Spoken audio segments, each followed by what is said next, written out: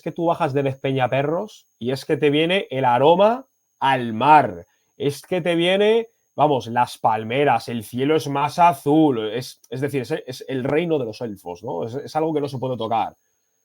Es una pura interpretación. Es pura interpretación. Tú bajas de Despeñaperros y no pasa nada, ¿vale? No atraviesas una atmósfera que te hace sentirte mejor, que te acerca al mundo moro, al mundo árabe. Eso no es cierto. O sea, eso es una romantización del relato que funciona muy bien porque es romántico.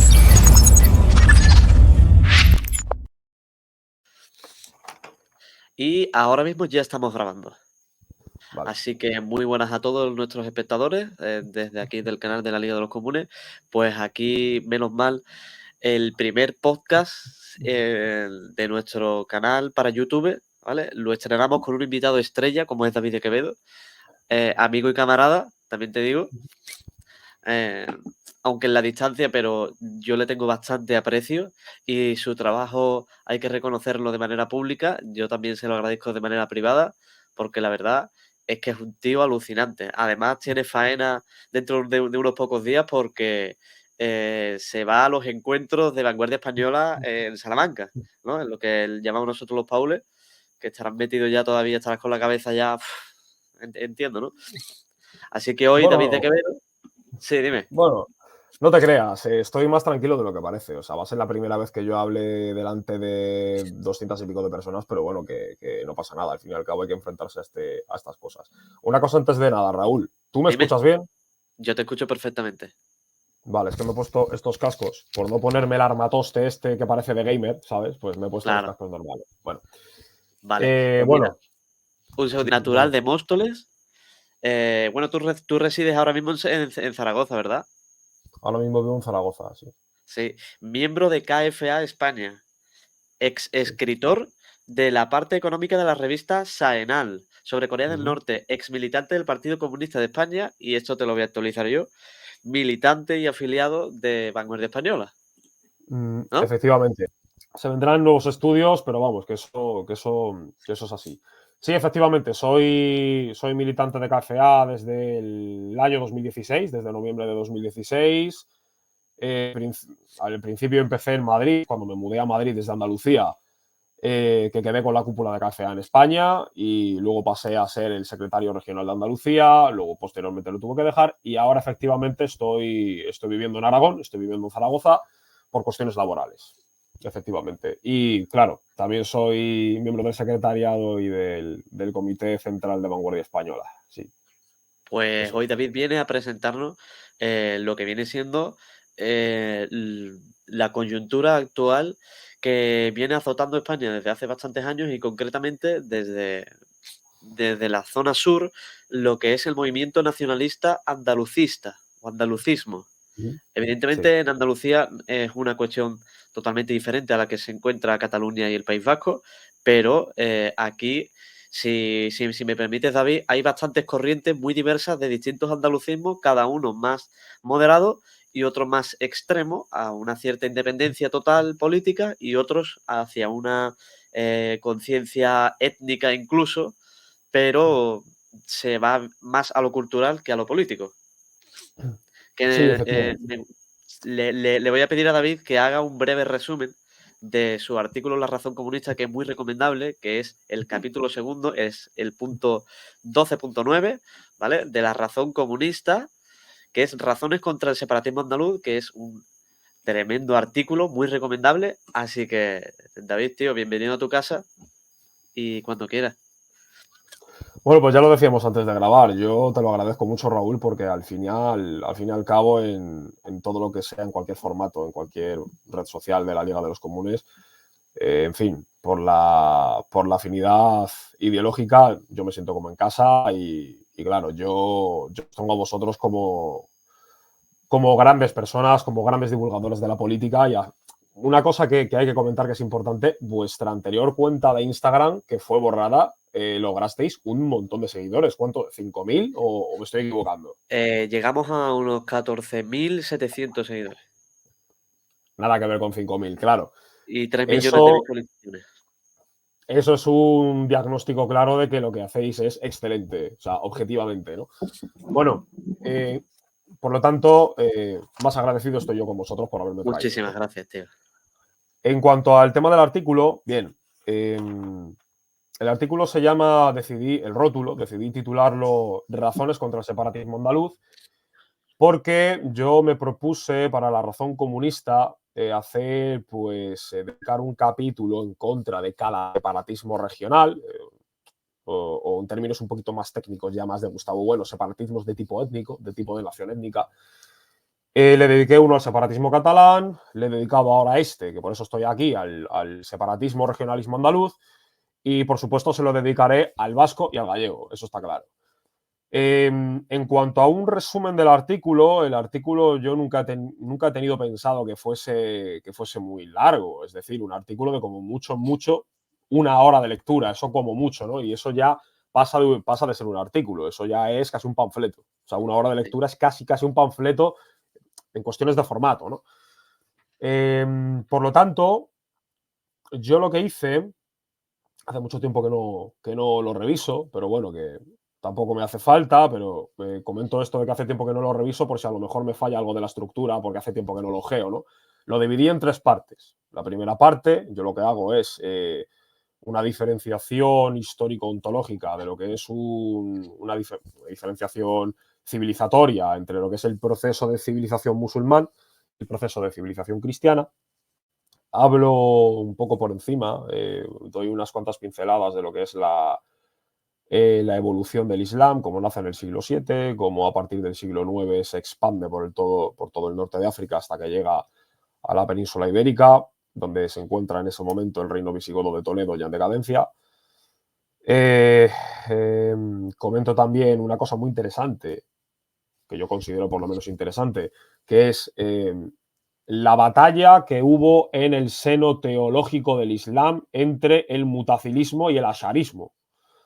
Siempre que hablo del asharismo, la gente dice la sharia. No, no tiene nada que ver. La sharia es la ley santa islámica que procede del asharismo, pero el asharismo es una escuela teológica y el mutazilismo fue otra. Hubo una pugna entre las dos. Eh, Rápidamente, el mutazilismo era más, digamos, más flexible, como hoy puede ser más o menos el catolicismo, y el asharismo era mucho más radical. Bueno, al final logró la victoria el asharismo, derrotándose el mutazilismo, y ese es uno de los motivos, entre otros muchos, que también explican por qué el Islam es algo tan rígido, ¿no? A día de hoy sigue comprendiendo un elemento fundamental del antiguo régimen, que no es antiguo régimen como tal, 100%, pero sí mantiene un elemento fundamental que es la unión del trono, el altar y la política. Es decir, no han sufrido lo que nosotros llamamos el proceso de modernidad o las revoluciones liberales jacobinas, que separa la cuestión religiosa del Estado. Nosotros, naturalmente, claro que ya lo hemos sufrido, pero el mundo islámico no. Por lo tanto, lo religioso es político y lo político es religioso. Eso es así y no es discutible. Sí. La segunda parte, me enfoco en la figura de Blas Infante, me enfoco sobre todo en tres textos fundamentales pues de esta figura, que uno es El ideal andaluz, publicado en 1915, el otro es La dictadura pedagógica, publicado en 1921, si no recuerdo mal, y el último es La verdad sobre el complot de Tablada y el Estado o el Estado Libre de Andalucía. Ese está publicado en 1931. ¿Por qué estos tres textos de Blas Infante en la segunda parte del artículo? Que insisto, son tres partes. En la segunda parte del artículo, enfocado en Blas Infante, estas tres obras. La primera, porque es la obra fundacional de lo que es el andalucismo. Sin el ideal andaluz no se entiende lo que es el andalucismo. Se puede, vamos a decir, se puede rastrear un poco ya desde la Junta de Ronda, desde los congresos en Córdoba en 1919, ya se puede rastrear algo de andalucismo, pero no es andalucismo como tal. Ese corpus teórico se lo da el propio Blas Infante con el ideal andaluz. Luego, en cuanto a la dictadura pedagógica, me centré en ese texto, sin ser demasiado importante, me centré en ese texto porque en ese texto Blas Infante habla de Marx y menciona un concepto que a mí me hace mucha gracia. Es un poco, en fin, el comunismo de amores. Es una cosa un tanto hilarante, ¿no? O sea, el comunismo de amores, claro. Luego profundizaremos un poco si quieres, por qué habla de ese comunismo de amores, de por qué considera que el comunismo es una ideología que no tiene la capacidad suficiente para regir un armonismo de las sociedades. En fin, el Islam seguro que sí, ¿no? Pero el comunismo no. Bueno, en fin. Y el tercero, pues es La verdad sobre el complot de Tablada, el Estado Libre de Andalucía, ya digo, publicado en el 31, si no me falla la memoria. ¿Y por qué me centro en ese último texto? Porque en ese último texto, amigos míos, es donde Blas Infante se expresa, digamos, en su máximo esplendor. En su máximo esplendor, él expresa sobre cómo realmente el andaluz tiene que ver con al-Ándalus y no con el proceso civilizatorio cristiano expandido por Castilla y Aragón.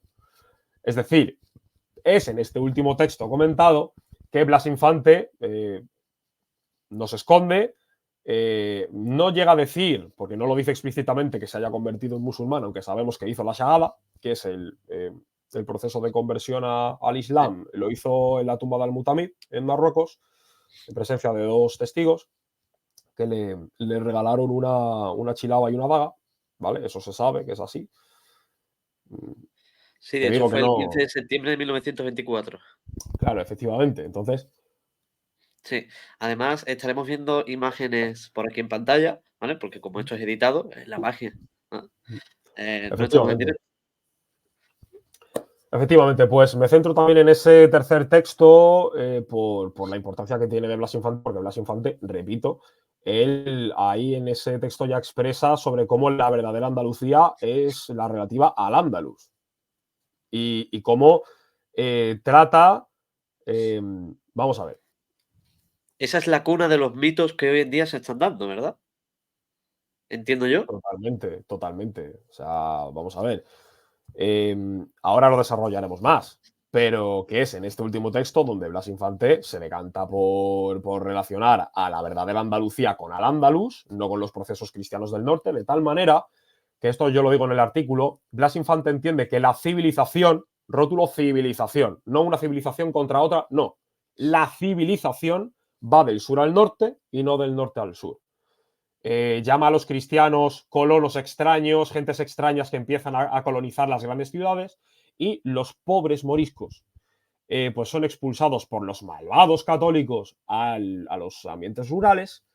Y claro, pues es en los ambientes rurales de Córdoba, Sevilla, Málaga, el interior de Cádiz, Jaén, ahí es donde se encuentra la verdadera Al-Ándalus, que todavía persiste en esos entornos rurales, alejados, muy romantizados, en un entorno totalmente pastoral, campestre, ¿no? Esto recuerda mucho a las imágenes del romanticismo del siglo XIX alemán, esa vida retirada en el campo, bella, pastoral, donde hay pues muchachas ahí con las ovejas, donde hay encuentros amorosos, recuerda mucho a eso, es una idealización, ¿no? Y por último, ya el tercer punto del artículo, lo baso un poco en mi experiencia personal, porque tengo que decir aquí una cosa, y es que yo supongo que este vídeo, tarde o temprano, lo verá algún andalucista, lo verá algún separatilla andaluz, lo verá algún regionalista andaluz, y claro, Sí. se puede preguntar, ¿y este muchacho, eh, de acento que seguro que es de Madrid para arriba, qué hace hablando de Andalucía, ¿no? Entonces yo tengo que advertir, por si se pasa de listo, que sí, yo efectivamente soy un mesetariano, orgullosísimo, yo soy hijo de Madrid, porque soy madrileño, pero la mitad de mi familia es andaluza, es gaditana, y la mitad de mi vida yo he vivido 17 años en Cádiz. Por lo tanto, Andalucía me la conozco como la palma de esta mano. Entonces, pues claro, es un sitio en el que yo pues, he crecido, he pasado mi adolescencia. Madrid también tiene un peso muy importante en mi vida, pero Andalucía es fundamental, ¿no? Vamos, ya digo, o sea, ahí he pasado mi adolescencia, parte de la infancia incluso, yo qué sé, mi primera pareja fue allí, mi primera novia fue allí, en fin, mis estudios, en fin, todo lo que hace a una persona, a un hombre o a una mujer, a mí me ha pasado en Sí. Andalucía. Ujú. Entonces, pues la tercera parte del artículo es eso, la tercera parte del artículo es un testimonio, un pelín personal de lo que yo he podido ver en tierra andaluza, de lo que es el andalucismo, de cómo en ciertos grupos de amigos, en ciertos grupos sociales, la gente de allí, cada vez el andalucismo va calando, por desgracia más, sobre todo la gente joven, de mano del fundamentalismo democrático, de mano de esa romantización del pasado a la que tienen que acudir para diferenciarse de algo que entienden que les oprime, que es Castilla, que es Madrid, en fin, un camelo, porque es un camelo, y eso es un resumen del artículo. Claro, es que yo te quería preguntar directamente, porque seguramente que a ti te ha pasado, seguro. Eh, bueno, cuando te refieres a tu grupo de amigos en tu vida personal, evidentemente no somos ninguno de los dos tontos, ¿no? Y sabemos con qué clase de personas estamos tratando, ¿vale? Me refiero a su procedencia política. Yo te voy a Sí. preguntar aquí abiertamente. ¿Este nacionalismo andaluz está más presente o más potenciado en las izquierdas que en las derechas? Para que la gente nos Comple- entienda. completamente. Completamente. De hecho, no he conocido jamás a nadie de derechas. No, a nadie. A nadie de derechas que sea ni mínimamente andalucista. Es decir, en los actos de celebración, vamos a ver, en los actos de celebración de Infante, sobre todo el 28 de febrero, eh, la mayoría de la gente que se puede ver es gente afín al PSOE, es gente afín a Podemos, aunque ya vamos a ir dejando de hablar de Podemos porque han muerto, afortunadamente, Sí. y ahora vamos a ir empezando a hablar de Sumar, que han venido a sustituirles. Es gente de Sumar, es gente del Partido Andalucista, de Andalucía por sí. Hombre, hay algo también del PP, ¿eh? Eso también te lo tengo que dar. Pero normalmente la mayoría de la gente regionalista andaluza no es de derechas. No. Luego, yo quiero luego profundizar sobre esa vertiente de conceptos que van surgiendo en la izquierda y que se van pasando principalmente a la derecha, empezando por el PP, ¿vale? Para, mm, bueno, para surgir como un tipo de turnismo y justamente ahora, ante un PSOE totalmente debilitado, en carnes abiertas, ¿no? Mm.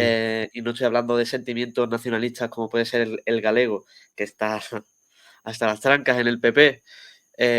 También el madrileño, un supuesto sentimiento madrileño, también con Ayuso ahí que, bueno, es para tratar importante. Aquí también con el andalucismo, también con el feminismo, el colectivo LGTBI también, se están introduciendo poco a poco, pero que luego vamos a hablar directamente. Te quería decir, mm, ¿qué opinas de que yo, por ejemplo, pienso que están surgiendo más en las izquierdas, ¿vale? En las vertientes progres, porque ser progre, inicialmente, independientemente de la parte en la que estés de España, eres anti-español, porque eres republicano, ¿me Mm. entiendes? Eso, así es como piensa la gente, en mi opinión. Y claro, ¿qué manera de ser anti-español hay aquí en Andalucía? Pues siendo andalucista, a la vez que republicano, Sí, segundo republicanista, vamos a decirlo. Es sí, gente que casa directamente el sentimiento anti-español, antipatriota, ¿vale?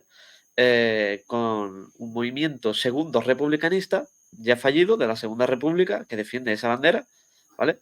Y que esa es su forma de expresar el anti-españolismo. esto pasa en todos los movimientos regionalistas y Andalucía no iba a ser la excepción. Tenemos que acudir a lo que se llama el hecho diferencial. El hecho diferencial es una época histórica, es aquel momento en la historia que a mí, en base a mis intereses políticos, me vale para diferenciarme de lo que soy. Ellos no son tontos, ellos saben perfectamente lo que son. Por mucho que tú te vayas a Bilbao, o por mucho que tú te vayas a Barcelona o a Lérida, o lo que tú quieras, donde haya un movimiento separatista fuerte, si ellos están pidiendo la independencia es porque saben que son españoles. Por mucho que luego tú en petit comité hables con ellos y te digan, no te equivoques que yo no soy español, yo soy catalán. Ellos saben que son españoles porque por algo están pidiendo la independencia y por algo tienen exigencias ante el Estado, ¿vale?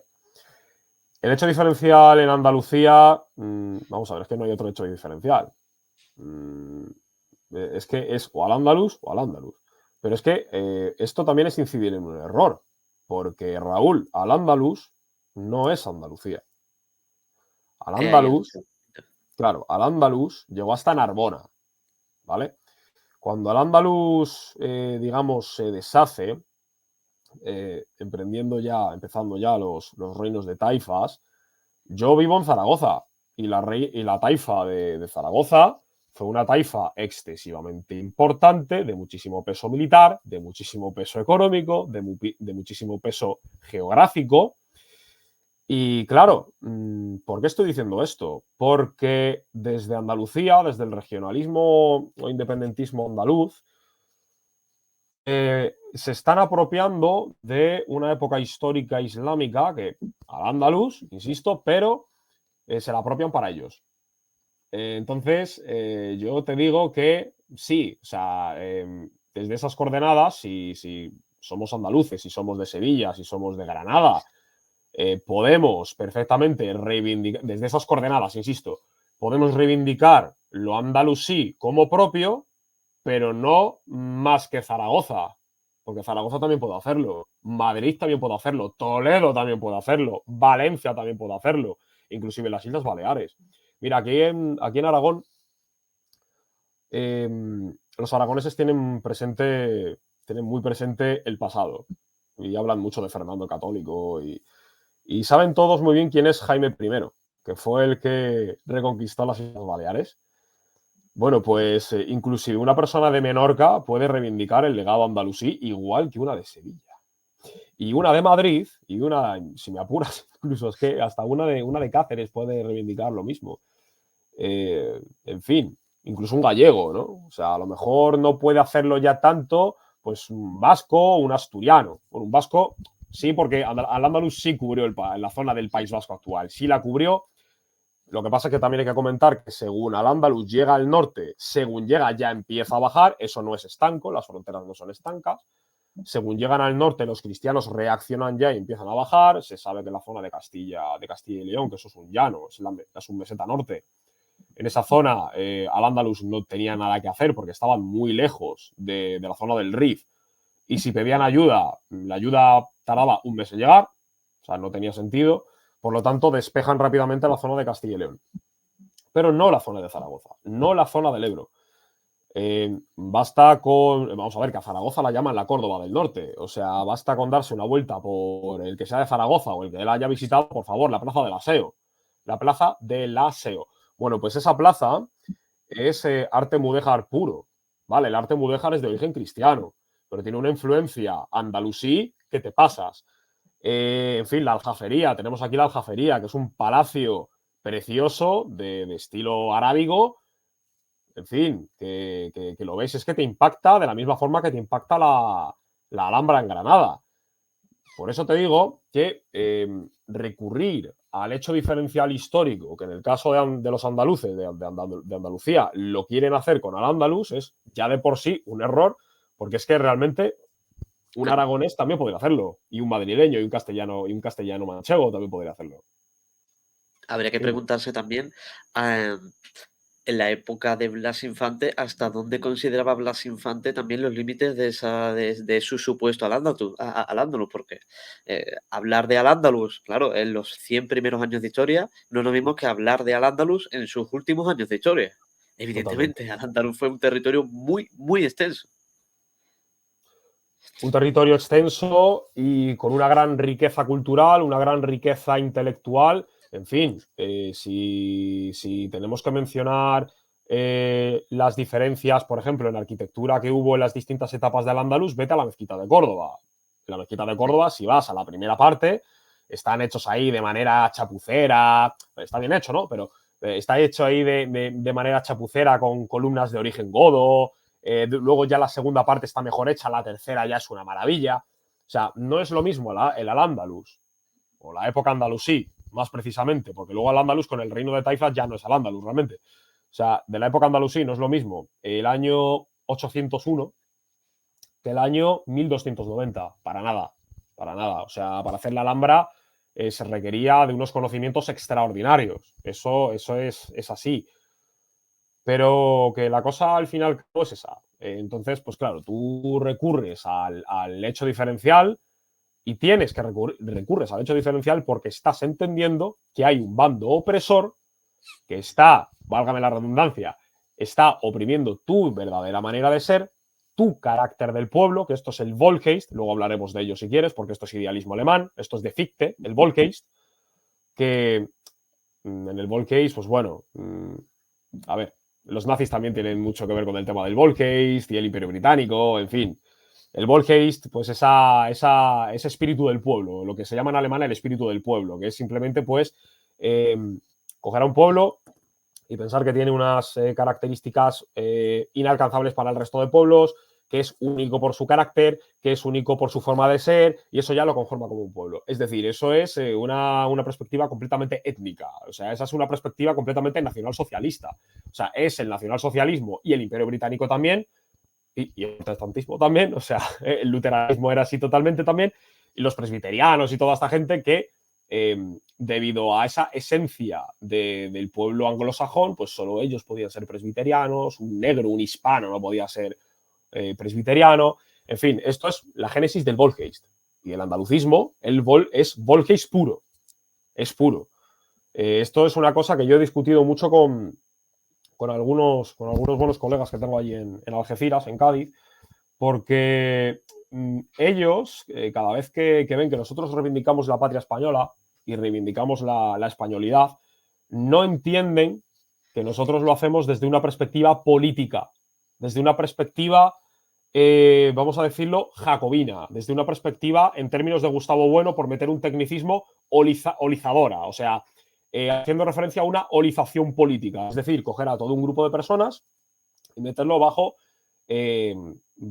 el poder de un Estado que se desarrolla de forma natural, que no es ni muchísimo menos, ese Estado no es ni muchísimo menos para nada, es controlado por un grupo étnico para manejar a otros. O sea, que es eso lo que entiende el andalucismo, es eso Sí. lo que entiende el catalanismo y toda esta gente.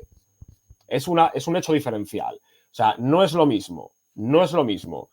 El españolismo entendido desde el punto de vista político que el andalucismo, que no es político, es étnico. Y esto la gente se lo tiene que meter en la cabeza. No son iguales las coordenadas políticas que las coordenadas étnicas. Las coordenadas étnicas son propias y excluyentes. Las coordenadas políticas son incluyentes. Si yo soy patriota español, tan español soy yo que soy madrileño como tú, que eres de Jerez, ¿verdad? Jerez de la Frontera.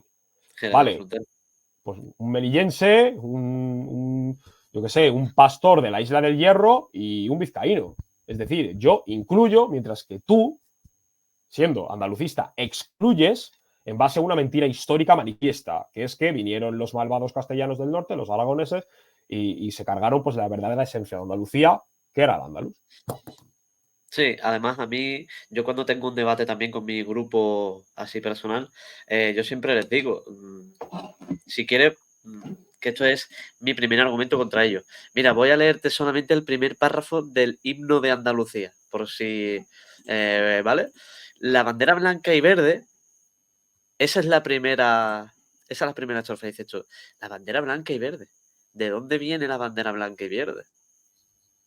De origen La bandera islámico. blanca y verde viene de la bandera escudal, que no era una bandera izada, era una bandera escudal, ¿no?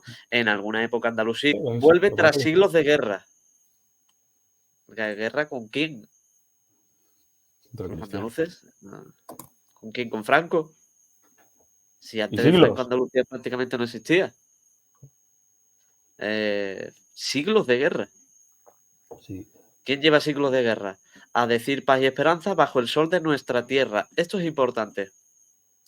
Porque aquí se cruzan directamente los pensamientos, ese sentimiento nacionalista, que es puramente sentimental, ¿no? Como ya hemos dicho, y esa razón política, es decir, nuestra tierra. Cuando yo reivindico nuestra tierra, lo reivindico desde una manera cultural, sociológica, en términos andaluces, que bueno, puede ser esa tradición, ¿no? De costumbres, de cantares, de formas de actuar y idiosincrasias en la vida. Pero claro, cuando tú reivindicas nuestra tierra desde una manera política, está reivindicando un territorio que tiene que ser soberano ante otro. Eso es. Eso es. Entonces, claro, a mí me llama mucho la atención cómo hace escasos años muchas plataformas andalucistas están reivindicando la soberanía de Andalucía. Y yo cuando les pregunto, les pregunto directamente, ¿la soberanía de Andalucía en qué? ¿Por qué están surgiendo ahora y no antes? Porque son movimientos políticos que, en base al fundamentalismo democrático, es decir, en base a la visión de que, como vivimos en un Estado democrático de derecho, partimos de la base de que todo Estado es de derecho, porque sin derecho un Estado no se sustenta. Digamos,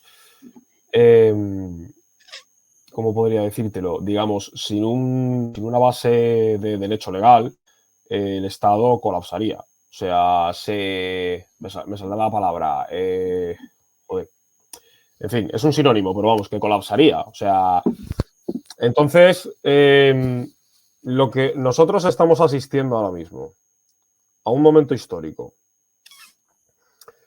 en el que, por ese fundamentalismo democrático, alguno se preguntará qué narices es eso del fundamentalismo democrático. El fundamentalismo democrático no es más que la postura, el mantenimiento de la idea firme de que la democracia es el fin de la historia. Y la democracia, tal y como la conocemos, que democracia se dice de muchas maneras, es el fin de la historia, es lo mejor que hemos podido elaborar, que es lo mejor que se ha conocido y que es la perfección y el pulimiento más magnánimo al que hemos llegado a nivel político. Y eso es no entender cómo funciona la historia. Eso es no entender cómo los estados y la dialéctica que surge entre ellos crea confrontación y hay otras maneras mucho más eficientes de funcionar, que no necesariamente tiene por qué ser una malvada dictadura, pero una democracia como esta tampoco. Insisto que democracia se dice de muchas maneras y hay muchos tipos de democracia. No es lo mismo la democracia obrera que la democracia liberal capitalista en la que estamos viviendo. Es lo que nos ha tocado. Bueno, Sí. pues es precisamente por el fundamentalismo democrático, por este pensamiento de que todo es válido, de que si es democrático, pues para adelante, no pasa nada, si se vota, pues allá todo el mundo que haya votado. Es decir, es concebir que algo porque haya transcurrido mediante unas vías democráticas ya es legítimo y es positivo, cuando perfectamente no, perfectamente. Es decir, si yo te digo que, por ejemplo, en Estados Unidos, y ahora volvemos al tema, dame un segundo porque eso hay que matizarlo. Sí, en Estados Unidos hay un partido que es antihumano, ¿vale? Es misántropo y opta por el aniquilamiento de la población y el suicidio de la población. Bueno, pues ese partido me parece que tiene como 13 millones de votos, ¿vale? 13 millones de votantes en Estados Unidos no es nada, pero en España sería increíble, ¿no? Porque en España votan aproximadamente 20-22 millones de personas. O sea, entonces, ¿de verdad se puede sostener que mediante las vías democráticas siempre todo puede ser válido? Es decir, ¿la democracia garantiza el buen orden de las cosas? Claro que no. Claro que no. Esto es puro fundamentalismo democrático. Pues es mediante, ya retomo con lo de antes, es mediante este buenismo democrático, este fundamentalismo democrático que todos tenemos en chute, o sea, en vena por chute, que todo lo vemos plausible, todo lo vemos potencialmente positivo si así se elige. Y claro, está habiendo una correlación de fuerzas políticas en las que las izquierdas regionalistas y las izquierdas, digamos, identitarias, pues están teniendo muy buena cabida en el ámbito político. ¿Mediante qué? Mediante a que nosotros somos oprimidos, hay unos opresores. Vivimos ahora mismo en una época, en una plataforma política, con Estados Unidos a la cabeza, en la que el victimismo y la figura del mártir es fundamental para hacer buen marketing político, y por eso te están clavando la que te están clavando. Claro, por eso nosotros, siendo marxistas y siendo abiertamente nacionalistas políticos, no nacionalistas étnicos, insisto, luego si quieres hablamos de ello, pero siendo nacionalistas políticos y siendo abiertamente patriotas sin ningún tipo de problema, pues nos comparan con Falange, nos comparan con el Partido Popular, nos comparan con Vox, mientras que los otros, que son los que siguen los planes y programas de Estados Unidos que funciona muy bien, insisto, en marketing político de yo soy el oprimido, tú eres el malo, tú me llevas oprimiendo a mí, te vas a enterar, por eso nos están colando la que nos están colando. Aquí en Aragón, por hacer un pequeño apunte, el aragonesismo está, no voy a decir en auge, pero está empezando. Alguien que siga la política de Sumar, ahora mismo en el Congreso hay un chaval que se llama Jorge Puello, que yo lo tengo cruzado. O sea, no, es que no. Y Jorge Puello, bueno, pues es un aragonesista de tomo y lomo, es un separatista aragonés. Lo que pasa es que no lo dice por prudencia política, ¿vale? No, lo dice por prudencia política, pero es un separatista aragonés. Está yendo al Congreso hablando en aragonés, pero ¿qué circo es este? ¿Qué circo es este? O sea, es que, mira, hasta yo rodeado de aragoneses, los propios aragoneses ven ridículo que se hable aragonés en el Parlamento de España. Es que es ridículo, es que eso no fundamenta nada ni garantiza ni la democracia de las regiones. Eso es una tontería, es un relato ficticio, totalmente falsario. Pues Jorge Puello, si esto sigue así, te garantizo que de aquí a 10, 15 años el aragonesismo va a ser una realidad palpable. En Andalucía ya está pasando, lo estamos viendo. Cataluña, País Vasco y Galicia, mira el BNG, el chutazo que ha metido, el subidón que ha metido, que ha sido el partido político, vale, ha ganado el Partido Popular, pero ha sido el BNG el partido que más ha crecido en Galicia.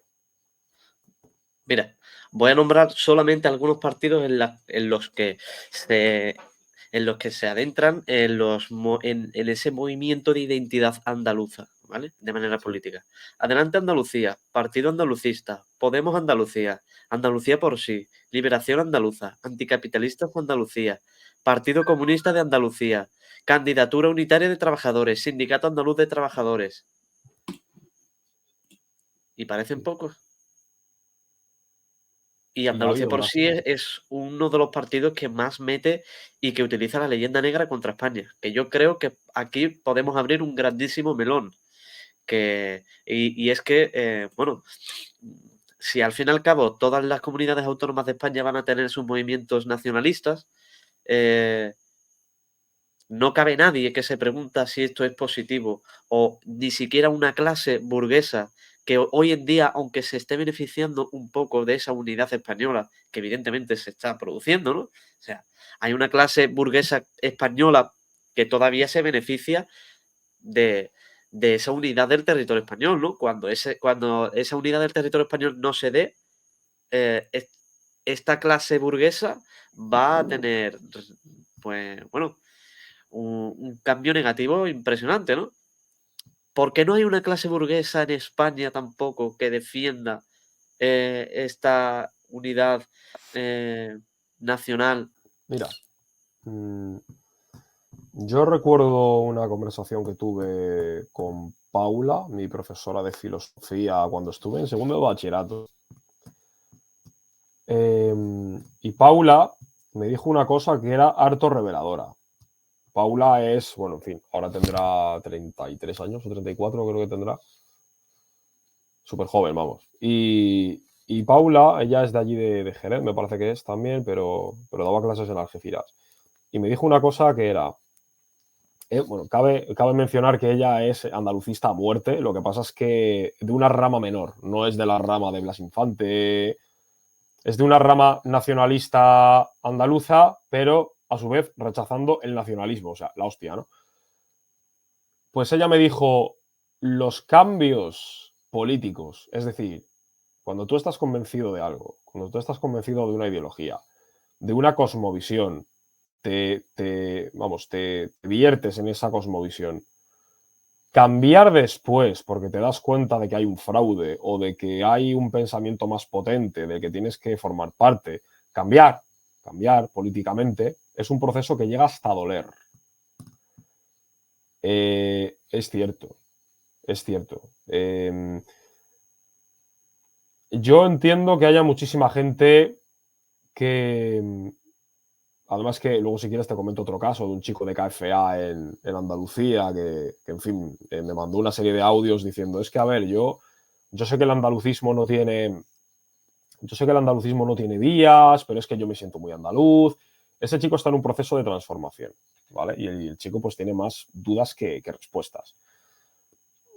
yo entiendo que a una persona le cueste mucho cambiar de ideología, sobre todo si es una ideología como el regionalismo o como el separatismo, porque son ideologías cómodas sentimentalmente, es decir, sentimentalmente muy cómodas. Porque, insisto, hubo una vez que hablando de esto en un grupo de WhatsApp de gente de vanguardia, así como de cachondeo, ¿no? Empezamos a hablar del asterixismo o belixismo. Es decir, de Asterix Obelix, unos galos que están ahí en la zona de Bretaña, que solo viven ellos y están solos contra el vasto imperio romano, ¿no? Y ganan, ¿no? Por encima son la leche, ¿no? Bueno, pues esa ideología que haciendo alusión a Asterix y Obelix, pues es gracioso, pero existe. Esa ideología tan romántica, tan es que yo soy andaluz o yo soy vasco y esta tierra es mágica y esta tierra es única y aquí hay, que yo me he dado de cruces con gente allí en Cádiz que a mí me ha llegado a decir, es que tú bajas de Despeñaperros y es que te viene el aroma al mar, es que te viene, vamos, las palmeras, el cielo es más azul, es decir, es el reino de los elfos, ¿no? Es algo que no se puede tocar. Es una pura interpretación, es pura interpretación. Tú bajas de Despeñaperros y no pasa nada, ¿vale? No atraviesas una atmósfera que te hace sentirte mejor, que te acerca al mundo moro, al mundo árabe, eso no es cierto. O sea, eso es una romantización del relato que funciona muy bien porque es romántico, insisto. Es romántico y como es romántico, pues es estético y es atractivo y es bonito, porque es bonito, ¿no? Es muy folclórico. Pero que sea folclórico y que sea bonito no quiere decir que sea racional. De hecho, no lo es. De hecho, no lo es. Y salir de eso yo entiendo que a mucha gente le cuesta, sobre todo cuando en los grupos de amigos en Andalucía o en Cataluña o incluso hay gente en Castilla-La Mancha, Castilla y León, que son castellanistas. O sea, esto ya es el colmo de los colmos, ¿no?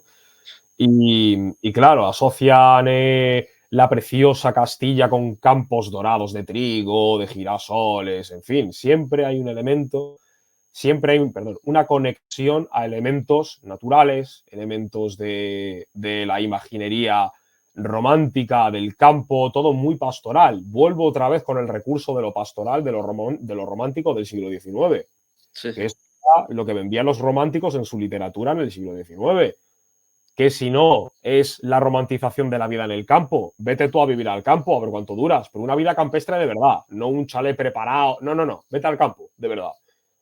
Vete a vivir una vida pastoral, a ver qué me cuentas, ¿no? Entonces, insisto, yo entiendo que a mucha gente le cuesta salir de eso, pero es que hay que salir de eso. Nosotros empleamos el método racional, el método materialista. Es decir, nosotros para combatir esto tenemos que conocerlo muy bien.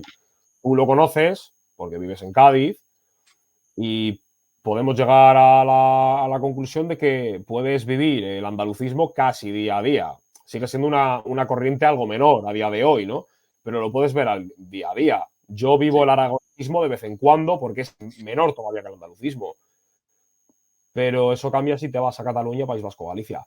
Lo que te quiero decir es que el arma, primero tenemos que entender de dónde salen estos movimientos, de qué herramientas se valen y después conocerlos bien. Y una vez que los conozcamos bien, pues hay que emplear todas nuestras armas al estilo jacobino, ¿no? O sea, la razón está con nosotros. Pero la razón de verdad, no la razón de la ilustración, que no la definían, decían que la razón era el motor de las bienaventuranzas, ¿no?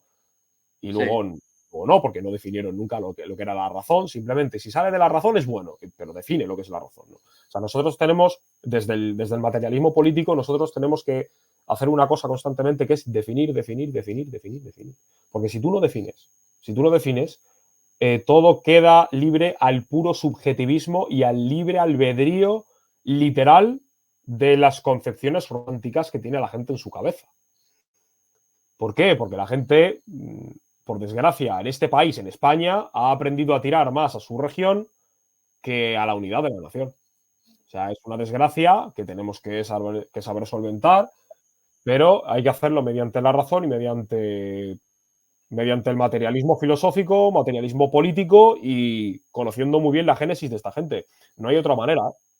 Bueno, si me permites aquí mi opinión, David, yo diría que mm, eh, entre estos surgimientos de diferentes movimientos nacionalistas por toda España, yo creo que una de las principales causas de su surgimiento sería la clase política que se está convirtiendo en este país. Es decir, si de verdad podemos hablar como una clase bien establecida principalmente en España, yo creo que sería importante resaltar el surgimiento desde la democracia, bueno, principalmente desde el principio de la democracia española, que es cuando esta clase se ha aumentado al 100%, ¿no? Que es la clase política. Yo creo, en mi opinión, que esta clase de política rastrera, de democracia inútil, porque al fin y al cabo comemos lo que tenemos, ¿no? Eh, la democracia española está como está porque tenemos esta clase de políticos que que se dedican a vivir de un voto, al fin y al cabo, ¿no? De ese mercado electoral. Y aquí no cuenta lo que el buen fundamento político que tú tengas, una buena doctrina hacia tu país. Aquí lo único que cuenta es el voto. No cuenta la buena voluntad, ni cuenta. Y claro, al convertirse eso en un mercado electoralista, tú tienes que vender como sea. Lo que tú decías antes, ¿no? Marketing político. Claro, Es marketing el político. sentimentalismo del marketing político es muy fácil, es muy barato y encima es difícil de cambiar. Yo recomiendo mucho un libro que es de reciente publicación, que es este, El fin de la izquierda de Paloma Hernández. Sí, me lo tengo que leer, sí, sí. Lo tengo ya terminado, es muy bueno, sobre todo porque es... por cierto, ¿no? No me ha pagado Paloma. Esto parece que lo estoy haciendo aquí publicidad, pero es cierto, o sea, lo que estoy haciendo es verdad. Este libro es fundamental porque es una perfecta introducción. Además, es un libro que no es demasiado largo, son 379 páginas. Es una perfecta introducción a este tipo de temas. Los toca a todos, absolutamente todos. Todo lo que hemos hablado aquí lo toca Paloma maestramente en este texto. Además, es un texto materialista, quiero decir, que no es subjetivista ni muchísimo menos. O sea, es un texto bien fundamentado. En fin, Paloma es a mi juicio, es una excelente oradora, es una materialista como la copa de un pino, ¿no? Mira, a lo que has dicho, y tiene mucho que ver con que yo haya enseñado este libro ahora. Sí, A lo que has dicho, estos son planes y programas que ya están más que planeados. Y Paloma recoge en un capítulo del libro reuniones de organizaciones encabezadas por Estados Unidos y encabezadas por Reino Unido, Alemania, Holanda, en la que se planea, insisto, yo, a ver, no quiero parecer no quiero parecer conspiranoico ni nada de eso, porque las conspiranoias simplemente son teorías que no se basan en nada. Esto está documentado. Hay, y ahora te voy a hablar de Pedro Sánchez. Hay reuniones, pero ya desde los años 80, de organizaciones gubernamentales de la Unión Europea, de Estados Unidos, de Canadá, de Reino Unido, en la que se trata, por ejemplo, se tratan temas importantes sobre cómo reducir la población, sobre cómo quitarnos del medio a una gran parte de la población mundial que están situados en una zona tercermundista que no le importa a nadie y que geopolíticamente es falta de interés total. Y también hay reuniones sobre cómo desde esta plataforma, vamos a llamarla como la solemos llamar siempre, ¿no? Plataforma liberal, capitalista, protestante, anglosajona, sobre cómo desde esa plataforma los estados que la componen tienen que ir, y cito textualmente, cediendo soberanía para la creación de una plataforma abstracta en la que haya un solo gobierno. Santiago Armesilla publicó el otro día una cosa muy reveladora, sobre el primer libro de Pedro Sánchez. El último se llama Tierra Firme, el primero Manual de Resistencia. Bueno, pues esta creo que tú la habrás visto seguramente porque lo publicó por todas partes. Esa cita de el primer libro, no el último, no es de Tierra Firme, es de Manual de Resistencia, sobre cómo hay que ir cediendo soberanía española para la conformación de esa unidad europea. Claro, Pedro Sánchez habla mucho de patriotismo europeo. ¿Qué es eso de patriotismo europeo? Es decir, yo no sé, yo no sé qué tengo que ver con un sueco. O sea, amo Suecia. De hecho, estuve 4 años en la escuela de idiomas aprendiendo sueco. Pero ¿qué tengo yo que ver con un señor de Estocolmo? Quiero decir, pensamiento filosófico, tradición religiosa, que yo no soy religioso, yo soy ateo.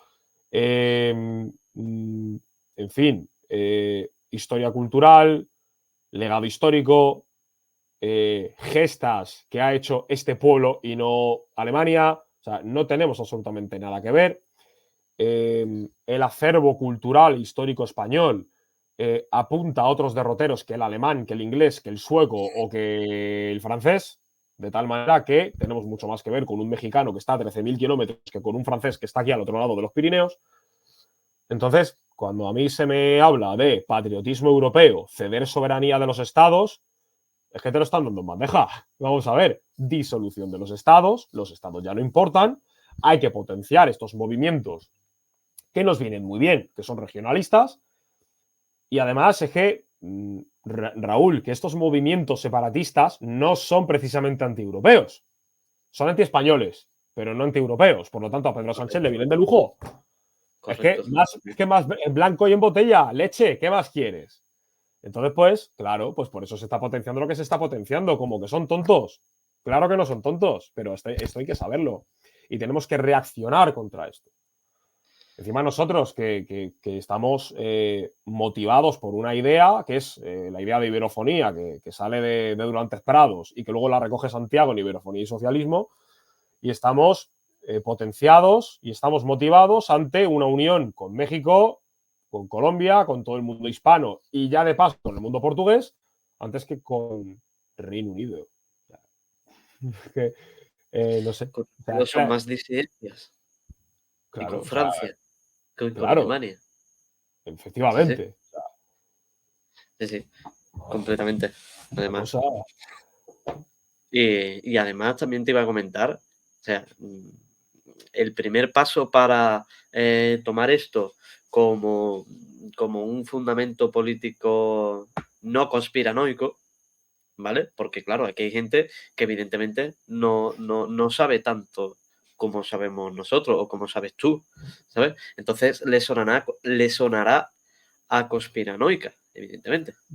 Simplemente lo tiene que ir y buscar y darse cuenta que España, bueno, lo primero para empezar es dejar de ser, en mi opinión, demócrata liberal. Si no, no lo ves. Porque lo que ha destruido, lo que la clase burguesa en años anteriores de cada estado, de cada país, de cada nación ha defendido sus intereses, se lo ha cargado. Aquí, no sé si tú compartes conmigo la opinión de que aquí en España no existe esa clase política, esa clase burguesa, esa élite económica española que defienda solamente los intereses españoles.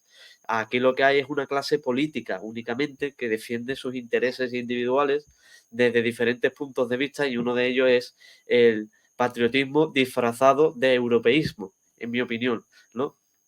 Entonces, solamente así uno se da cuenta de que no solamente en España tenemos estos problemas, es que Italia está prácticamente igual. Bueno, es verdad que en España es donde creo yo que está más avanzado. Todo de verdad, ¿eh?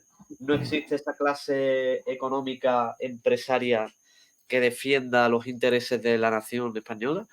O no sé, ¿qué piensas?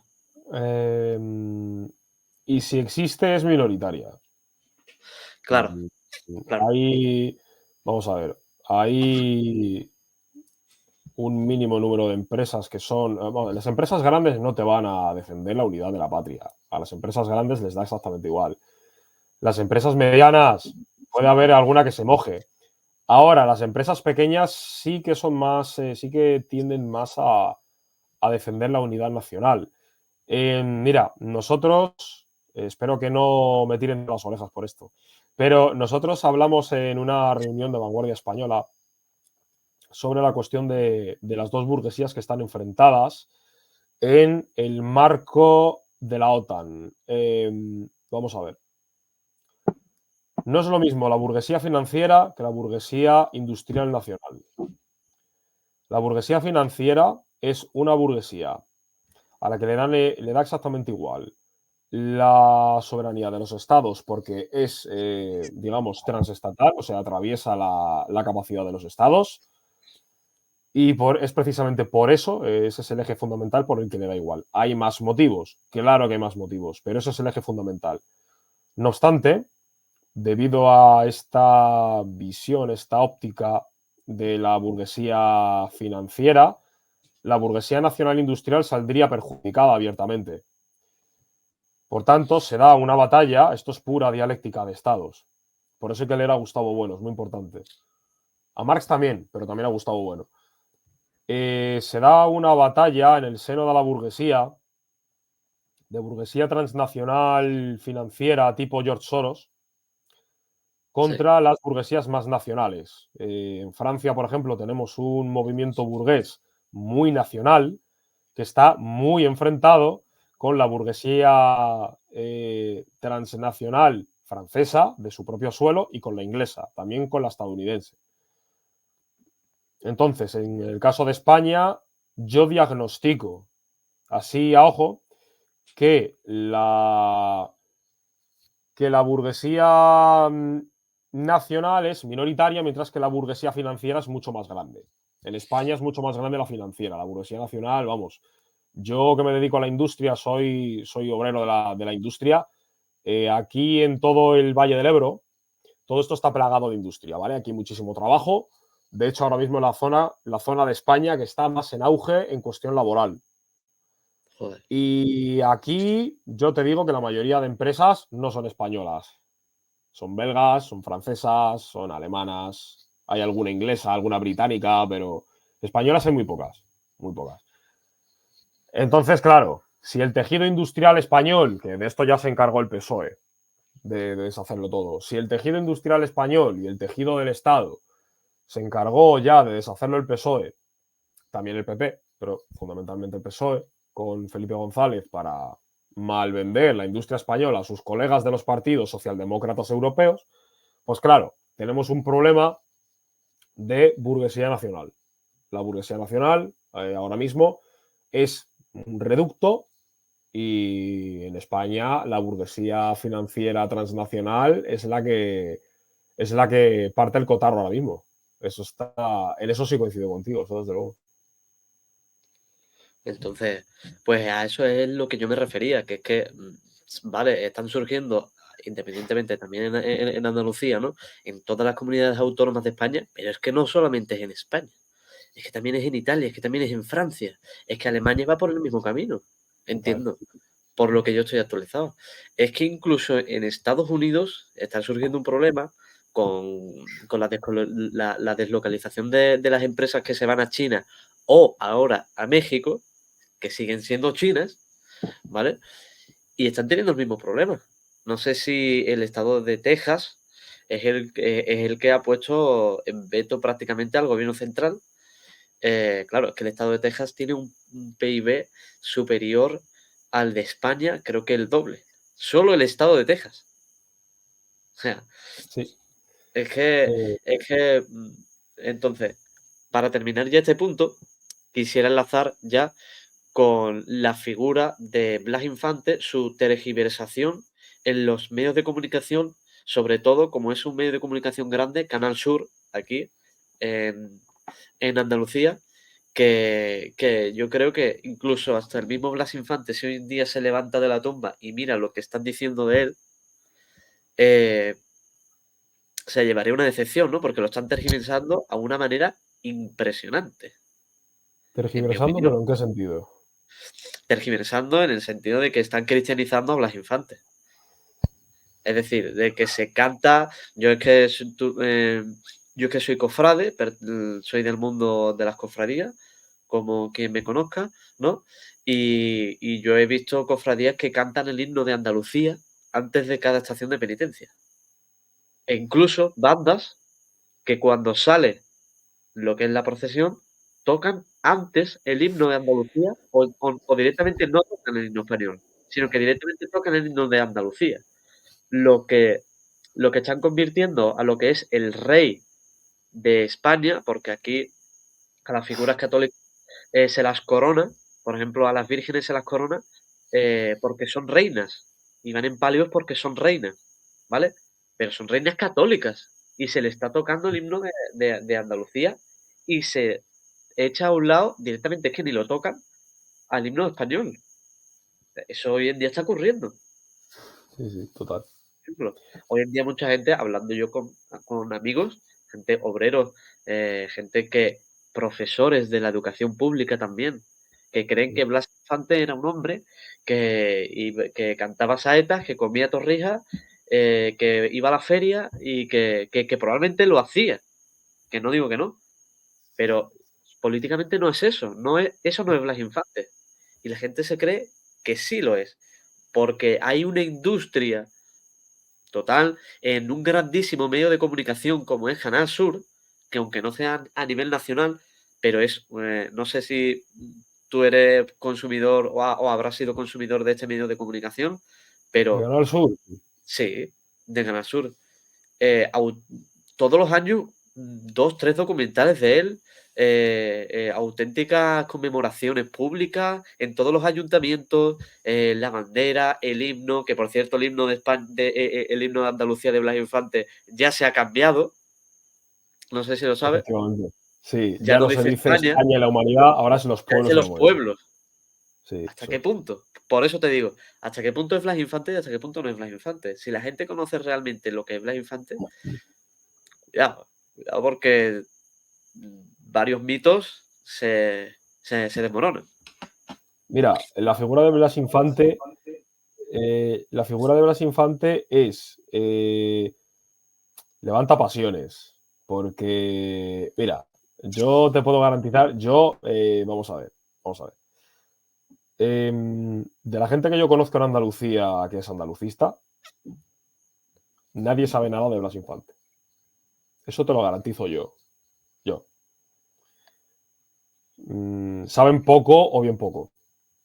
Saben que escribió El Ideal Andaluz, que es por rótulo de otra gente o por rótulo porque se lo dijeron en el colegio o porque lo han escuchado en Canal Sur, el padre de la patria andaluza, que lo fusilaron en la guerra civil, que lo fusiló el bando sublevado, mal llamado nacional, por cierto, porque los dos eran nacionales, el republicano también era nacional, y poco más.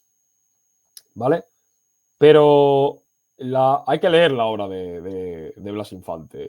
O sea, si no leemos la obra de Blas Infante, esto no vale para nada. Porque entonces estamos idealizando una figura y estamos ensoñando a una figura, en lugar de saber qué era. Imagínate que hagamos eso con Carlos Marx.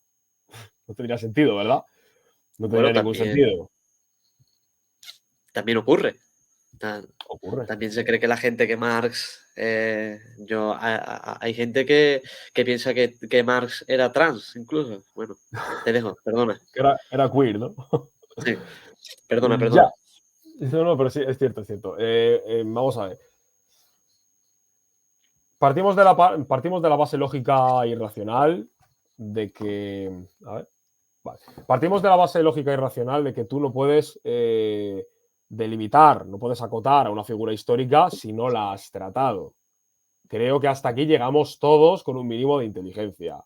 ¿Cuál es el problema? El problema es que muchísima gente en Andalucía, porque fuera de Andalucía nadie reivindica a Blas Infante, naturalmente, ¿no? Pero es un problema que tú reivindiques a Blas Infante y no sepas nada de él. O sea, no tiene sentido, ¿no? O sea, pero mucha gente lo hace. O sea, es curioso. En Algeciras, lo podéis buscar en Google si queréis.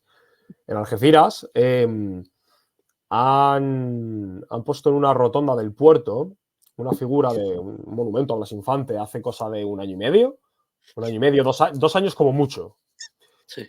Sí, sí. Bueno, en Algeciras gobierna el Partido Popular desde hace dos o tres legislaturas, se gobierna José Ignacio Landaluce, y José Ignacio Landaluce pues dio un pequeño discurso totalmente, discurso, pues, ¿qué te digo? Armonista, democrático, conciliador, porque la figura de Blas Infante es como Juanma Moreno, ¿no? O sea, Juanma Moreno, cuando se puso a hablar de Blas Infante, me quedé pensando, ¿pero qué dices, alma de Dios? ¿Qué estás diciendo?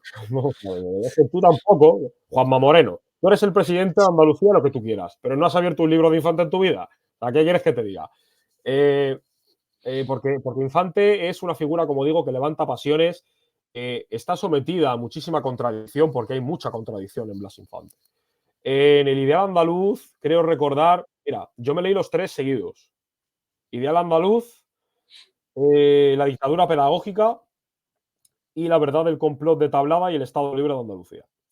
En el Ideal Andaluz encontramos ese enaltecimiento, ese Volgeist de Andalucía, pero luego, una página o dos páginas más tarde, encontramos que Blas Infante se pone a hablar bien de los conquistadores españoles en América. O sea, una cosa que digo, en fin, vale que el ideal andaluz es de 1915 y es con el tiempo que Blas Infante pues, se hace más regionalista. Cabe decir una cosa muy importante, Blas Infante nunca fue separatista. Blas Infante no es un separatista, es un integrador de toda España bajo una óptica islámica. Ahí estamos. Sí. Cuidado. Hay gente por ahí, porque tengo colegas en Algeciras que así lo decían, no, pero no está tan claro. Perdóname, está completamente claro. Se nota Bueno, que no has leído la verdad sobre el complot de Tablada y el Estado Libre de Andalucía, que es donde lo afirma. Pedro Insua, en 2019-2020, publicó un, que de hecho está en Twitter, lo retuiteó ayer alguien de Vanguardia Española, no recuerdo quién fue, pero Pedro Insua tiene un texto que se llama Los intelectuales de la Segunda República. En ese texto hay una parte en el que se le hace una entrevista a Blas Infante. Vamos, que puedo acudir a ella en menos de 10 segundos y te la leo, que es una página y media. Y sí. en ese texto, en esa entrevista que se le hace a Blas Infante, el entrevistador le dice algo así, insisto que si eso ahora lo leo, o sea, lo estoy haciendo en memoria, dice algo así como, ustedes los liberales, porque hubo un momento en el que Blas Infante, en los años 30, antes de morir, se denominaba liberal por el Partido Republicano Liberal, creo que se llamaba, ustedes los liberales tenéis algún tipo de acercamiento con la CNT, el propio Infante dice que sí, en cuestión de que la CNT reivindica una mejoría para los se me ha ido de la cabeza para, joder, Sí, los campesinos. los campesinos, sí, los campesinos, pero Sí. joder, la gente que trabaja en el campo, ahora no es campesino, que no me sale ahora la. Jornaleros, a lo mejor. Sí, los jornaleros andaluces, efectivamente, Sí, sí. que coincide con la CNT, en tanto en cuanto que la CNT quiere una mejoría para esos jornaleros andaluces, y después afirma que lo que pasa es que ya nos separa, que nosotros queremos esa elevación del campesinado, del jornalero andaluz, para combatir, para combatir el error que vino desde el norte eclesiástico. Y el entrevistador le dice, ¿pero eso está en marcha? ¿Ese proyecto está en marcha? Y, le dice textualmente, Blas Infante, no está en marcha. De hecho, solo lo pregonamos nosotros. Pero hay una realidad efectiva, histórica, que lo conductúa, que es Andalus. Y que si nosotros nos abanderamos de eso, tenemos a toda la comunidad islámica detrás. Es decir, ¿qué necesitas más? O sea, y eso es, insisto, un libro que se llama Intelectuales de la Segunda República, y eso es solamente un fragmento de una entrevista que le hacen a Blas Infante. Pero insisto, por favor, a toda la gente que vea esto, tenéis que leer La verdad del complot de Tablada y el Estado Libre de Andalucía de 1931. Leedlo, porque ahí es donde Blas Infante se identifica con lo musulmán, pero totalmente. Es decir, todo cristiano que venga de la zona de Aragón o de Castilla es un invasor. La verdadera civilización, como he dicho al principio, va del sur al norte, no del norte al sur. Nuestros hermanos son los que están del Rif para abajo y de Marruecos para allá hacia el este, o sea, tirando para el norte de África, inclusive más allá, hasta la zona de la península arábiga, y esa es la esencia de Andalucía. Pero es que luego encima, es en este texto que estoy mencionando, donde dice, España es la esencia ¿Cómo era? España es la esencia de Andalucía, Andalucía o Andalucía es la Andalucía es la esencia esencia de de España. España. Andalucía es la esencia de España y no al revés. Es decir, Sí, la dirección sí, sí. es que Andalucía se Es la manifiesta a madre. través de España y no al revés. Ujú. Sí, sí. Por lo tanto, lo que está queriendo decir Blas Infante es que la auténtica España es la morisca. Que la auténtica España es la que los malvados cristianos germánicos, porque los tilda de germánicos, los malvados cristianos germánicos expulsan a los arábigos, los expulsan a los territorios campestres, y esa es la verdadera Andalucía, esa es la verdadera España, porque para Infante España pertenece al proceso civilizatorio musulmán, no al cristiano. Por eso, para él, España es musulmana, tiene que ser musulmana. Claro, por eso en la última estrofa del himno de Andalucía, dice, sean por Andalucía libre España y la humanidad.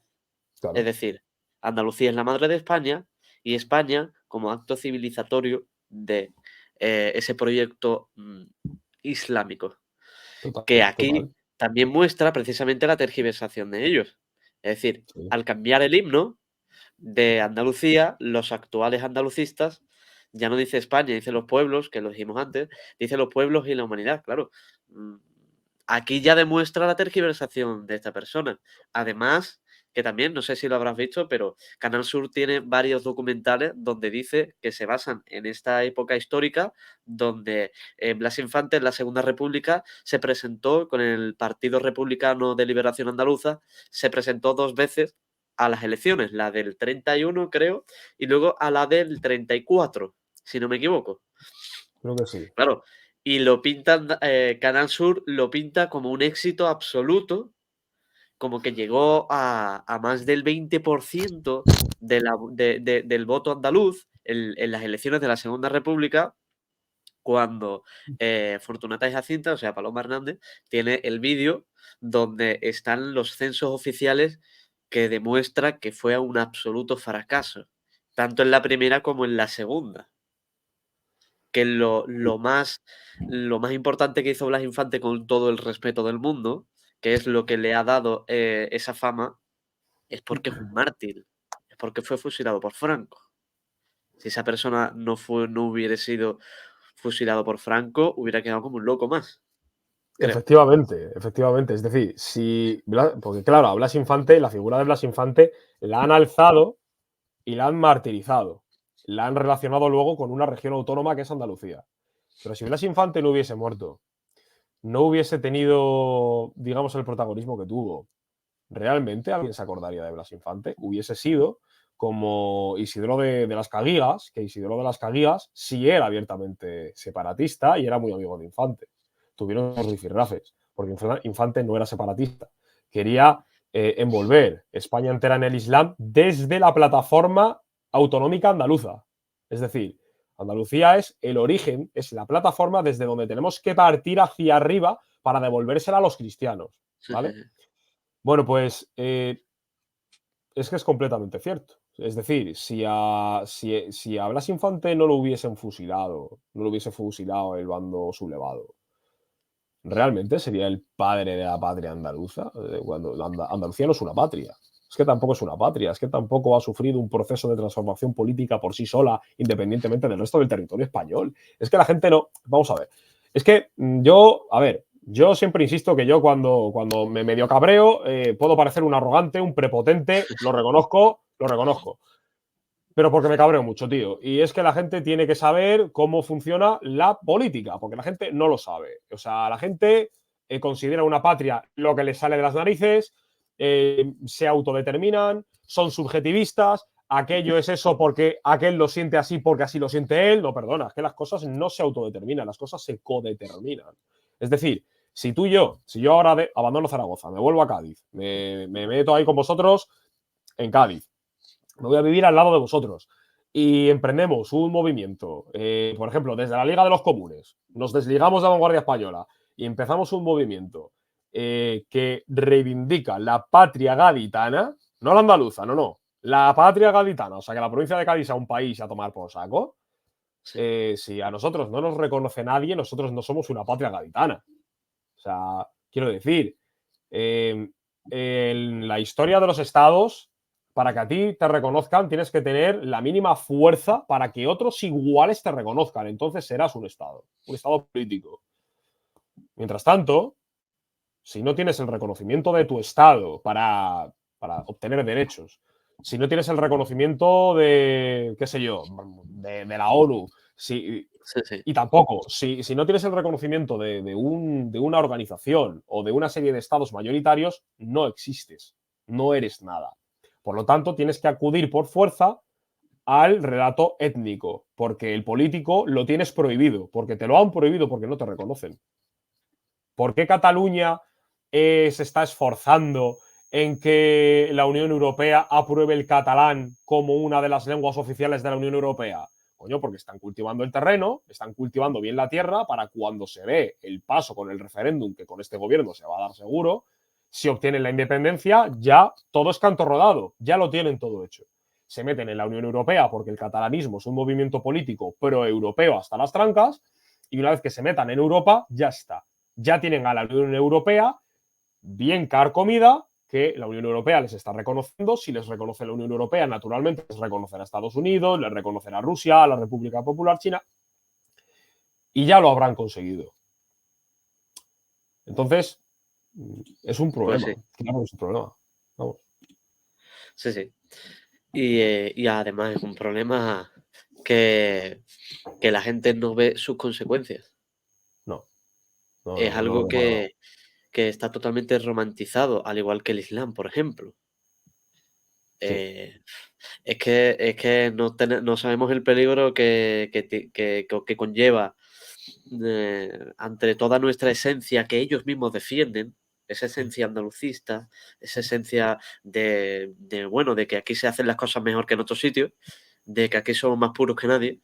eh, pero es que no saben las consecuencias, por ejemplo, aquellos que romantizan el Islam, ¿vale? Que lo quieren implantar y que mira, le voy a dar la razón en una pequeña parte de su discurso, y es que Andalucía sí que, la Andalucía actual sí que puede ser en porcentaje, en esencia, la mezcla entre la tradición católica, cristiana y heredada de esa huella andaluz, de esa huella árabe, en cuanto al lenguaje nuestro, a las hablas andaluzas.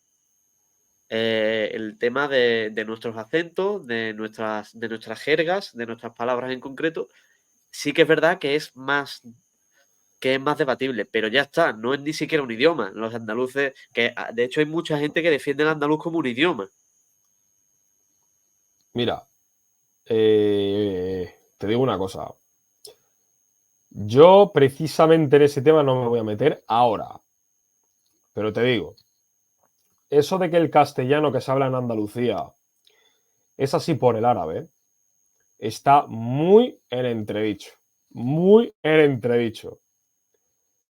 Serafín Fanjul es un arabista, uno de los arabistas más prestigiosos de España.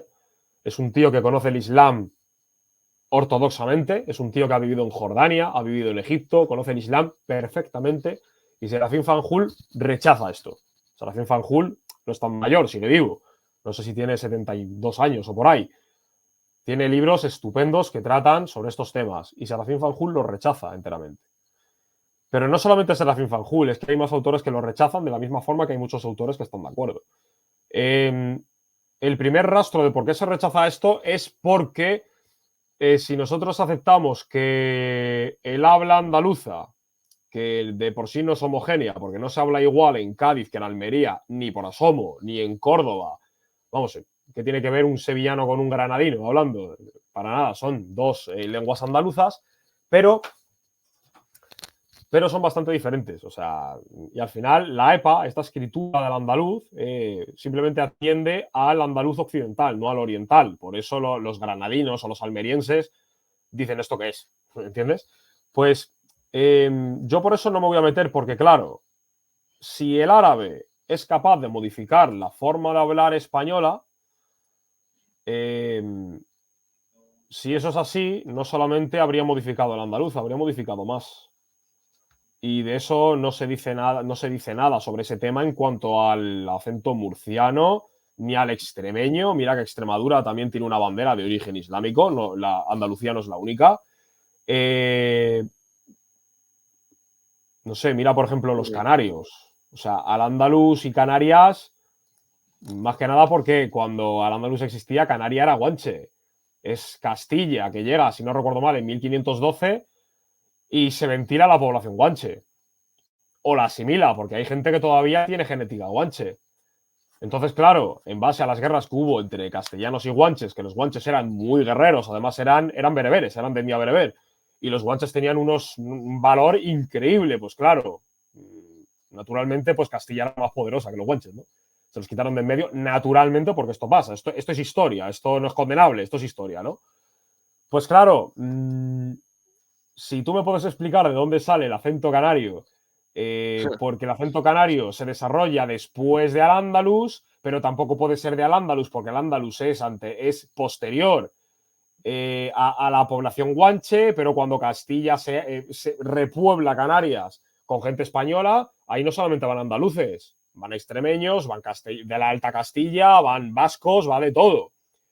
Entonces, claro, por eso te digo que está en entredicho. Eso de que el andaluz es por el árabe, está en entredicho. Es como el flamenco.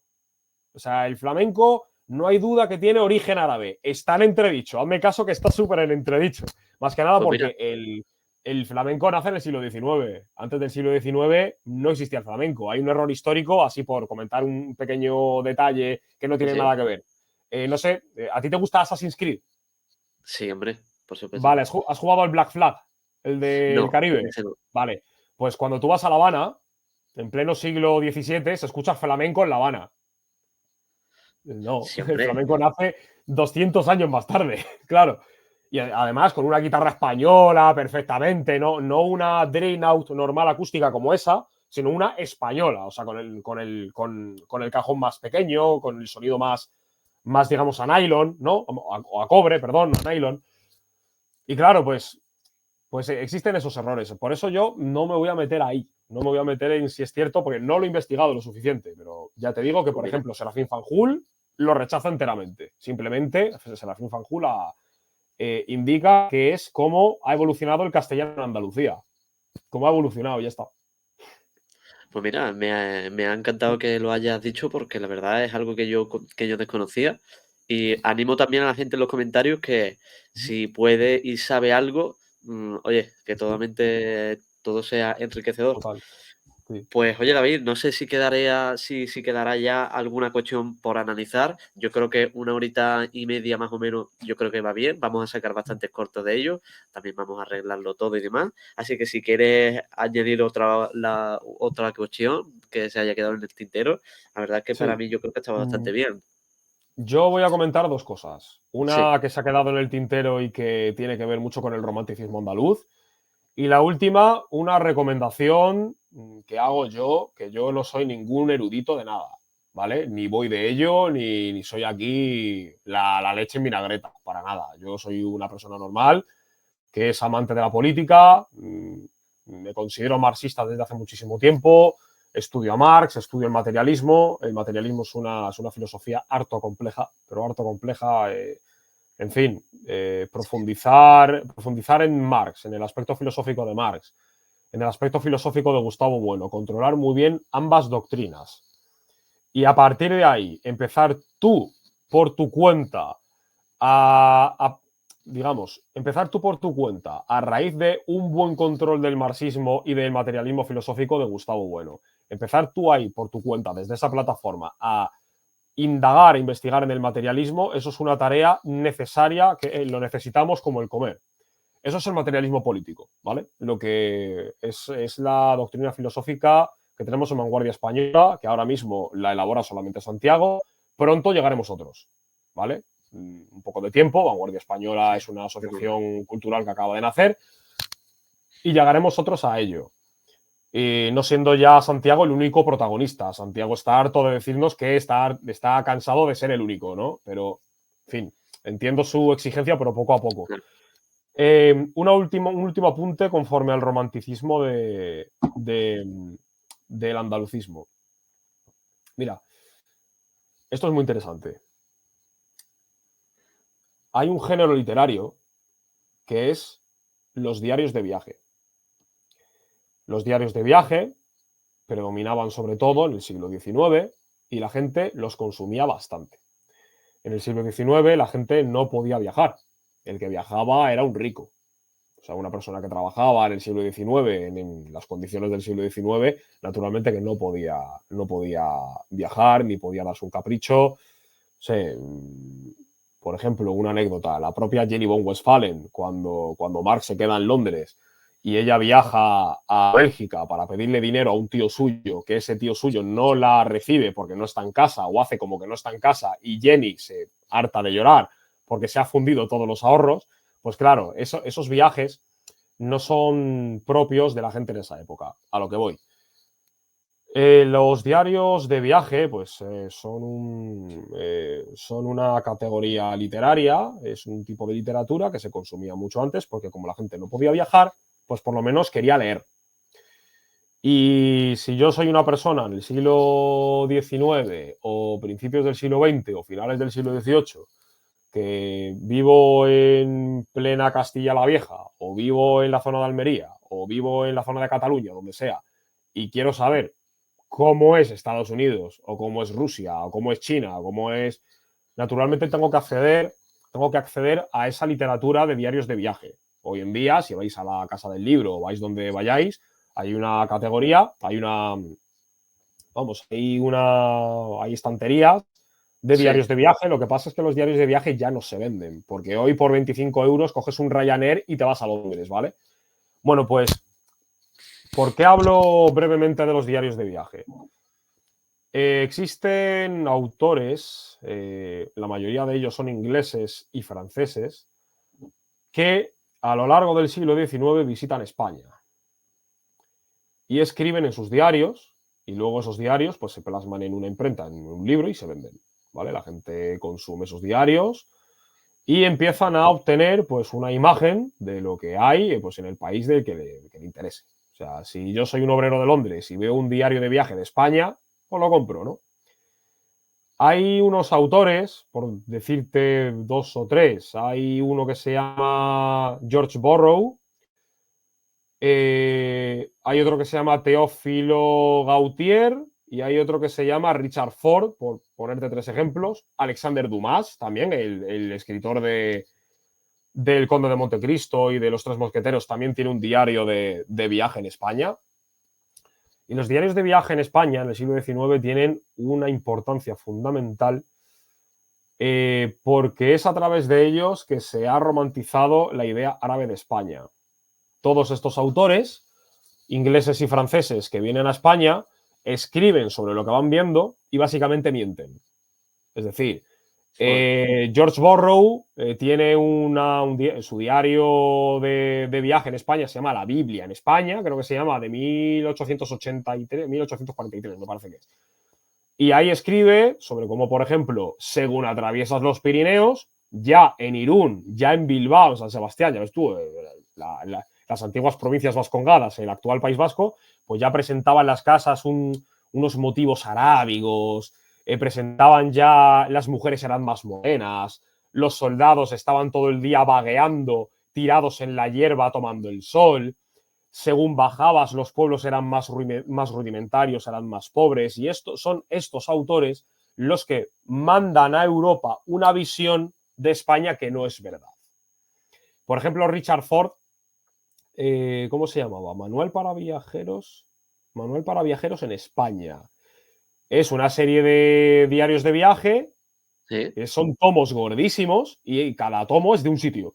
Bueno, pues en el de Andalucía, Joder. pues habla sobre cómo en Andalucía pues se nota que es todo muy marroquí, muy turco, como otra vez la imagen de que el andaluz es un vago, de que está todo el día sin trabajar, que están todo el día tomando el sol, están en la playa bañándose. Claro, al final estos autores, que son los que venden la imagen de España a Europa que les interesa, que están mintiendo porque España no es así, nunca ha sido así, pues claro, son los que asientan esa visión de lo que era España en el siglo XIX, que es una mentira.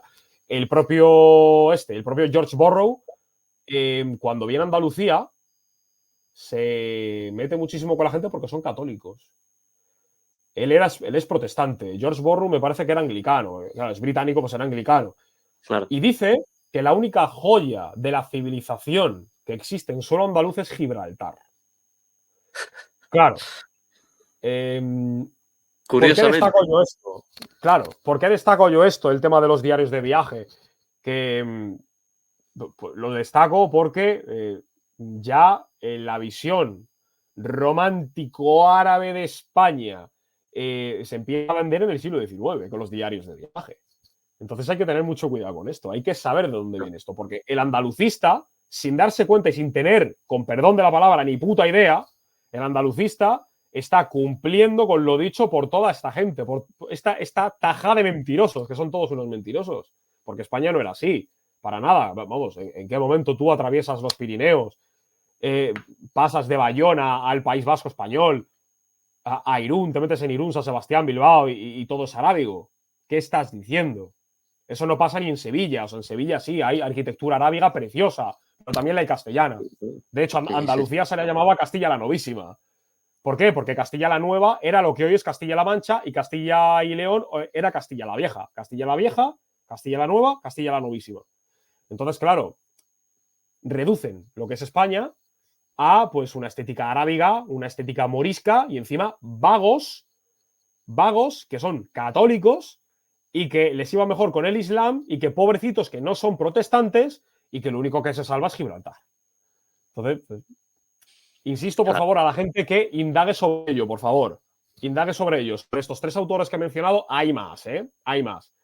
Pero que indague sobre estos autores y sobre lo que eran los diarios de viaje en el siglo XIX y sobre cómo nos vendían como que éramos la esencia turca en Occidente, la esencia turca en Europa. O sea, una taja de mentiras que, por supuesto, tenían una motivación política. Poco más. Agradecerte muchísimo que me hayas traído, porque la verdad es Que que va, hombre, a ti por venir. vamos por 1 hora y 35 minutos. Sí. Y bueno, ha sido una charla muy buena, porque hace falta hablar del andalucismo. Vamos, y podríamos haber profundizado muchísimo más. Esto da para 5 horas, ¿eh? No 1 hora y media. Esto da para hacer capítulos. Sí, sí, sí, correctamente. Así Lo que, que pasa es que, bueno, eso ya he comentado que el objetivo que tenemos es que llegar a todo el mundo. Y bueno, hay que ir pasito a pasito, ¿no?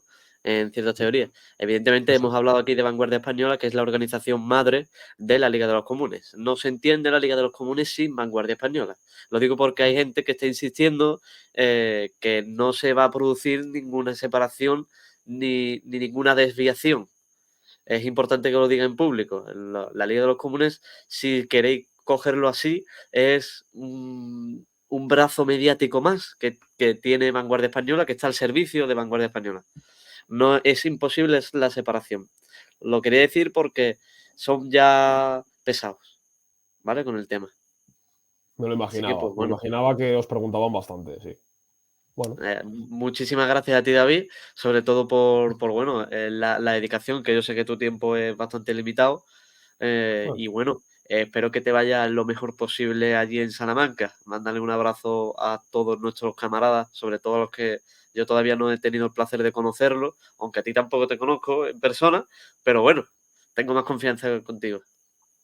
Mira, cuando baje a Algeciras, un día me acerco con el coche a Jerez y tomamos algo. O sea, más que Aquí nada hay porque, bastante gente, ¿eh? claro, o sea, yo cuando baje a Algeciras, que no sé si será en verano, bueno, cuando baje yo te aviso y me acerco con el coche. Y porque, claro, de Algeciras a Jerez hay 1 hora, Sí, poco más, vamos, así que podemos ir a tomar algo, echamos la tarde perfectamente y hablamos un poquito de política o de lo que se tercie. Y sí, nada, hombre. pues yo igual de encantado, ha sido un encuentro muy fructífero, a mí me ha gustado mucho. Ya digo que esto da para profundizar muchísimo más. Nos hemos quedado más o menos en la superficie. Podemos hablar de la figura de Blas Infante mucho más, mucho más.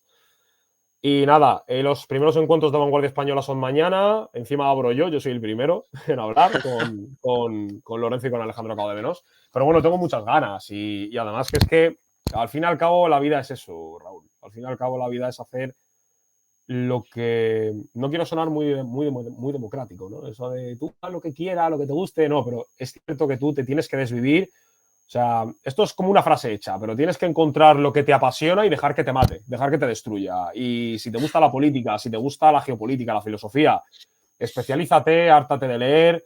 Si Sí, tienes, sí. si tienes inquietudes sobre el saber, sobre por qué ocurren las cosas, mátate para ello, porque es lo que a ti te va a hacer trascender en la historia. Al fin y al cabo, lo bonito de todo, rozando ya un poco el idealismo, pero sin meternos en él, ni por asomo, Bueno, lo bonito tampoco, de no lo todo dejan un esto, poco. poquito. Lo bonito de todo esto es lograr dar alguna charla, hacer algún escrito y que parte de ti se quede plasmado en la existencia material para siempre el día que tú ya no estés. Eso es de lo más bonito que puede ocurrir y de lo más romántico que puede ocurrir. Entonces, pues bueno, ya te contaré qué tal mañana. Hombre, el principal beneficiario de esto soy yo, que estoy aprendiendo contigo. Bueno, La estamos verdad, ¿eh? aprendiendo todos de todos. Si no, esto sería imposible, ¿eh? Ya, La verdad. Así que, pues bueno, nos despedimos por aquí. nos despedimos. Hombre, Sí, evidentemente espero vuestros comentarios y vuestro like, porque evidentemente, bueno, un tipo de valoración tendremos que tener y me gustaría que lo dejaras por aquí, ¿vale? ujú, Y pues nada, quizás el año que viene nos toca hablar de otra vez, de otros mitos que pueden ir surgiendo. Así de lo que, que pues toque, bueno, de lo que toque. aquí, a- Hay que hablar. aquí lo dejamos. Pues nada, Raúl, encantado y hablamos. Un saludo a la audiencia. Y nada, un placer, como siempre, a tu disposición cuando quieras, porque es la primera vez que salgo bien en un vídeo, la primera vez que alguien me trae, así que te lo agradezco muchísimo. Y nada, hasta más ver, chicos. Pues nada, hasta luego.